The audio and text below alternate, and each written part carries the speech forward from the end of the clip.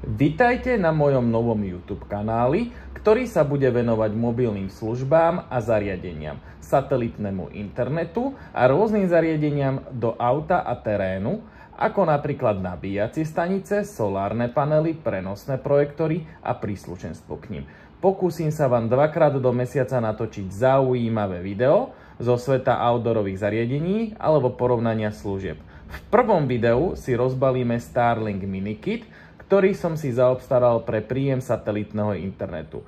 Pre tých, ktorí nevedia, čo je to Starlink, tak Starlink je satelitný internet, ktorého satelity obiehajú na nízkej obežnej dráhe Zeme. Tým, že sú bližšie ako stacionárne satelity, vie Starlink internet zabezpečiť rýchlejšie a stabilnejšie pripojenie na internet s nízkou odozvou siete. Starlink internet využívam osobne už viac ako 3 roky a vyskúšal som paraboly prvej a druhej generácie. Teraz som si zakúpil aj parabolu Starlink Mini, ktorú je možné využívať stacionárne, ale aj ako mobilný satelitný internet, napríklad počas jazdy v aute alebo na lodi až do 160 km za hodinu. Tak poďme si ho rozbaliť.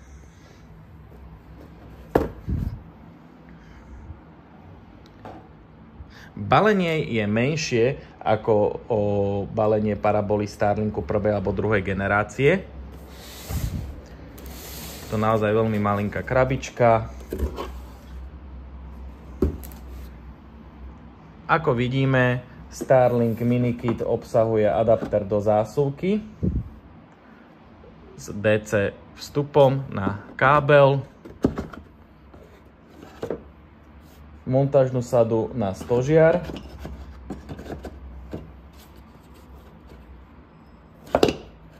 na vnútornej strane krabice máme návod, ako Starlink internet spojazniť. Ďalej tu máme samotný Starlink parabolu. Je to hranatá parabola o veľkosti približne 30x26 cm. Spolu s káblom a adapterom váži menej ako 1,5 kg. Veľký je teda približne ako papier A4. Obsahuje už namontovaný stojan na rozloženie na rovnú plochu, ako napríklad na stôl alebo na zem.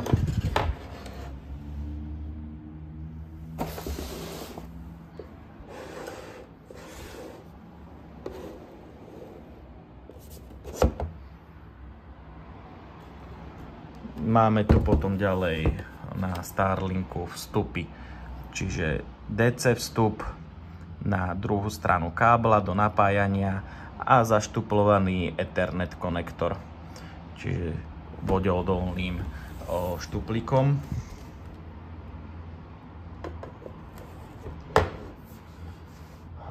Potom tu máme ešte napájací kábel, rovnako DC vstup na jednej strane, DC vstup na druhej strane a regulatory notice. Klasická výbava. Tak, Starlink kábel je dlhý približne 15 metrov. V obchode Starlink je možné si zakúpiť aj originálny 30 metrov dlhý napájací DC kábel alebo napájací kábel s USB-C ukončením spolu so zásuvkou do auta za približne 60 € každý. Zaujímavý je určite ten kábel s USB-C konektorom, pretože sa dá napájať aj napríklad z powerbanky. Podľa informácií z oficiálnej stránky stačí už 20W výkon na funkčnosť Starlinku Mini. Starlink Mini má priamo v parabole zabudovaný aj Wi-Fi router. To znamená, že ak sa chcete pripojiť na Wi-Fi vo vnútri a parabola je vonku, budete potrebovať aj ethernetový kábel, ktorý natiahnete dovnútra a pripojíte si na externý Wi-Fi router.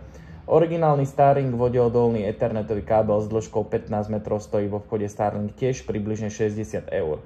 Ako Starlink Mini funguje, si otestujeme v ďalšom videu. Ak si chcete Starlink internet vyskúšať, môžete si ho prenajať cez web stránku www.starlinkforrent.net.